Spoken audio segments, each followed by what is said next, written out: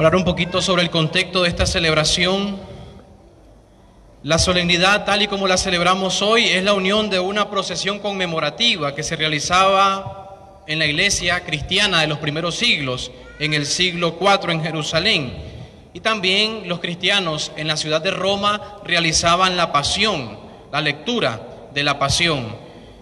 El domingo de Ramos se presenta a la vez como ese presagio del triunfo real de Cristo y anuncio de su pasión. A como celebramos hoy entonces, hermanos, el domingo de Ramos es la unión de estos dos ritos, la procesión y la lectura de la pasión.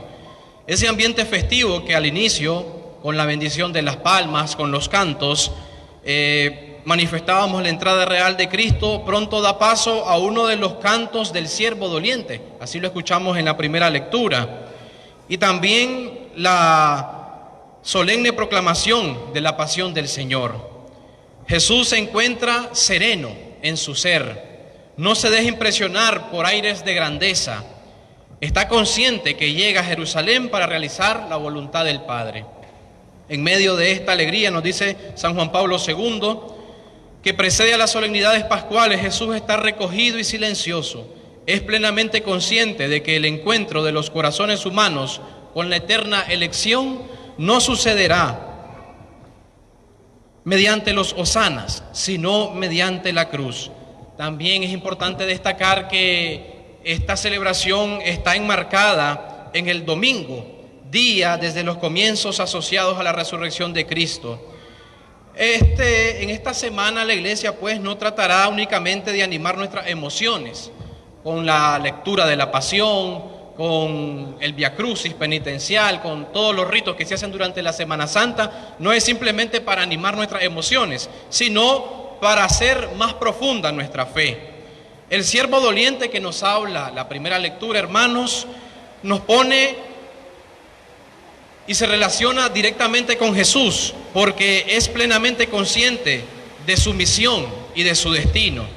La imagen de Isaías 54:9 sugiere la de un prisionero que después de haber sido maltratado, espera el momento del juicio y se levanta muy temprano con la seguridad de que Dios lo ayudará. Espera ese momento con alegría, como un momento de triunfo propio de la glorificación de Dios, pero le falta el juicio, la experiencia final de los tribunales corrompidos, del triunfo de la injusticia, del silencio de Dios. Y esto lo experimenta el Señor Jesús, particularmente cuando grita: Dios mío, ¿por qué me has abandonado? La clave, hermanos, para reconocer y cómo unirnos más a Cristo en su pasión nos la da el apóstol Pablo en su segunda lectura, con este himno hermoso que nos habla de que Cristo, siendo de condición divina, se hizo hombre, se anonadó, se humilló. Pablo es consciente de que pide a sus cristianos de Filipos, a esa comunidad que le escribía, algo muy difícil: el desprendimiento, la caridad y sobre todo la humildad. No eran precisamente valores que el pueblo en la época de Pablo reconociera como dignos de practicar, y creo que todavía hoy en nuestras sociedades es algo difícil para nosotros. Nos dicen nuestros obispos en el mensaje cuaresmal, invitándonos a las prácticas de caridad, con las prácticas de las obras de misericordia, que es todo el bien que podamos hacer en favor de nuestros hermanos. Nos convertiremos a la compasión, a la conversión de los sentimientos, a la conversión del pensamiento, del cambio de actitud. ¿Cuánto bien hará pensar bien del otro? Así, hermanos, que nosotros en Jesucristo aprendemos a ser pacientes en el momento de tribulación y también a ser humildes en los momentos de gloria. En este texto, manifestando que Cristo, siendo de condición divina, quiso asumir nuestra naturaleza humana para redimirnos, nos muestra a veces lo mal que podemos estar nosotros los hombres con nuestros deseos de grandeza.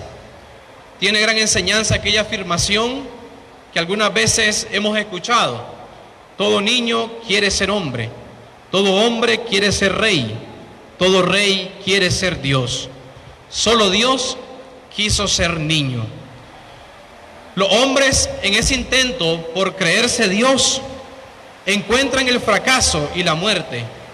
Cristo recorre un camino distinto, con absoluta libertad, y nos manifiesta así que quienes seguimos el destino de Jesús, terminaremos también siendo glorificados.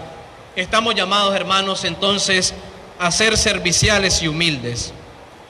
Pero no solamente quedémonos con esta parte moral de ser humildes, de ser caritativos, de ser generosos, también vayamos y tratemos en esta Semana Santa de tener esa conciencia que en el nombre de Jesús, que está sobre todo nombre, podemos vencer cualquier pecado que nos ate y no nos deje vivir en paz.